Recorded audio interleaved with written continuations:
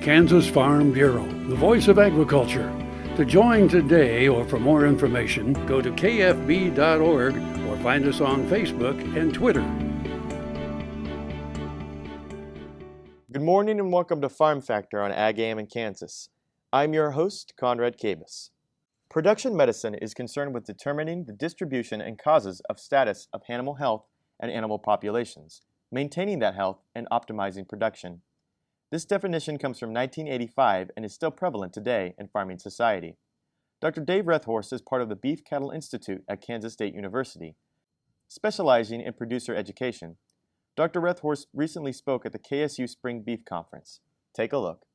Production medicine is being able to look at a livestock operation from a 30,000 head or a 30,000 foot view. It's more than the individual animal medicine. It's using the individual animals for sentinel animals for our diagnostics, but using that to be able to maintain the health and well-being of the entire population. Dr. Rethorst completed the Beef Cattle Production Management Series at the Great Plains Veterinary Educational Center as part of his continuing education, where he tries to stay on the cutting edge of new information in the beef cattle industry. Dave's passions for veterinary medicine and the beef cattle industry continues to center around production medicine and efficient production of cattle in feed yards.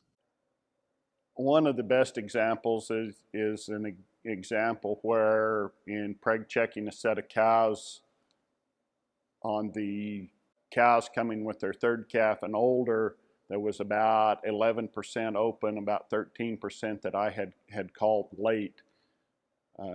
The young man in charge of the operation thought that was very acceptable. I did not. I had him break it out real quick from the records that he had kept, and the majority of the open cows in that scenario were cows that were 3 years old, supposed to be pregnant with their third calf. You know, it didn't make sense that it was an infectious disease.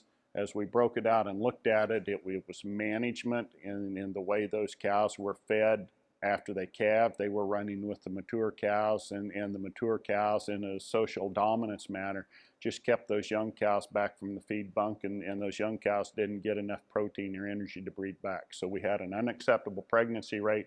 All we did to change it was to take those 3-year-olds the following year, run them with the 2-year-olds where they had better nutrition, and everything was fine.